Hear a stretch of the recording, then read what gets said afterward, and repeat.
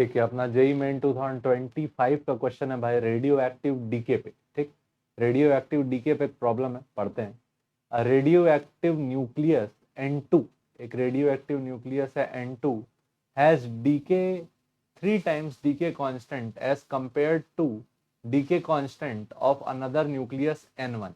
एक और न्यूक्लियस है N1, इसके लिए डीके कांस्टेंट का नाम रख लेते हैं λ2 और इसके लिए डीके कांस्टेंट का नाम रख लेते हैं λ1।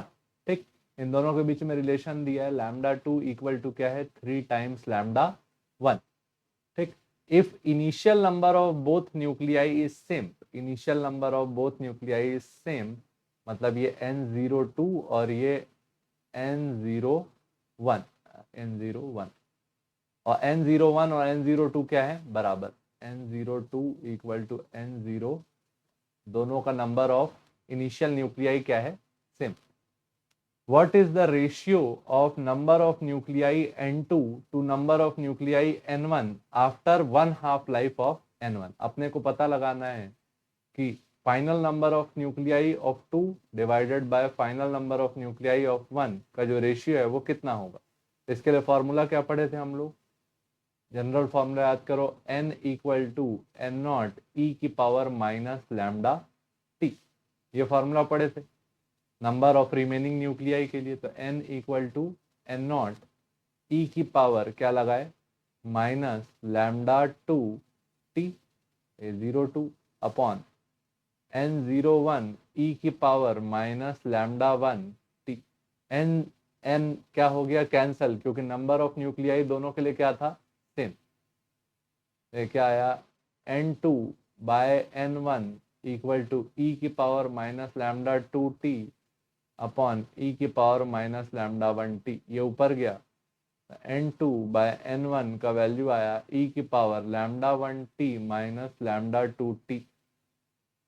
ठीक, टी को कॉमन कर लेते हैं, तो N2 by N1 equal to क्या आया ई की पावर, टी कॉमन कर लिए, क्या बचा λ1 माइनस λ2।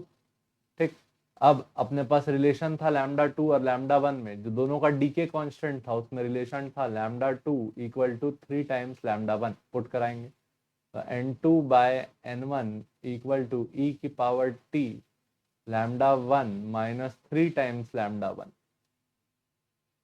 ठीक, क्या हो गया N2 by N1 equal to ई की power T into minus 2 times λ1। तो N2 बाय N1 का वैल्यू आया ई की पावर माइनस 2 λ1 टी। ठीक, अब ये बोला है after 1/2 life of nuclei N1। ठीक, तो T इक्वल टू क्या हो गया T½ किसके लिए 1 के लिए, नंबर 1 वाले न्यूक्लियाई के लिए। और λ1 का फॉर्मूला हम लोग याद करके रखे थे क्या, लॉग नेचुरल, एक मिनट ना, T½ का फॉर्मूला लिखते थे, T½ इक्वल टू लिखते थे log natural 2 divided by lambda.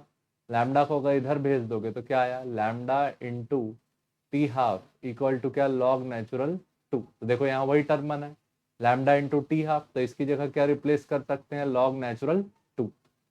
तो N2 by N1 equal to क्या लिखे ई पावर माइनस 2 लॉग नेचुरल 2। ठीक, ये पावर ऊपर चले जाएगी, कौन सी प्रॉपर्टी लगेगी लॉग की, लॉग a पावर b क्या हो जाता है b log a। तो इसको रिवर्स में यूज करेंगे तो ये ऊपर चले जाएगा। तो N2 बाय N1 का वैल्यू क्या आया e power log natural 2 power minus 2। ठीक, एक स्टेप और सॉल्व करेंगे तो N2 बाय N1 का वैल्यू आएगा e power log natural 4 power -1, -1 मतलब रिवर्स कर लेंगे तो क्या आया N2 by N1 equal to e power log natural 1/4। और e power log natural a में अगर कोई भी नंबर हो तो ई और लॉग नेचुरल रिमूव हो जाता है, इसका आंसर क्या आता है सिर्फ a। तो यहाँ N2 बाय N1 का जो वैल्यू आया, N2 बाय N1 का जो वैल्यू आया वो आया 1/4। क्या आया 1/4, कौन सा ऑप्शन लगा, ठीक ठीक, ये अच्छा लंबा प्रॉब्लम था और बढ़िया क्वेश्चन था। ठीक है, तो इसको ध्यान रखना। पिछले साल ये भी बोला गया था कि ये सिलेबस से हट गया है, लेकिन उन्होंने इस साल 2025 में दिया है, तो आ सकता है भाई, कैसे छोड़ना नहीं है। ठीक है, n2/n1 का वैल्यू क्या, 1/4।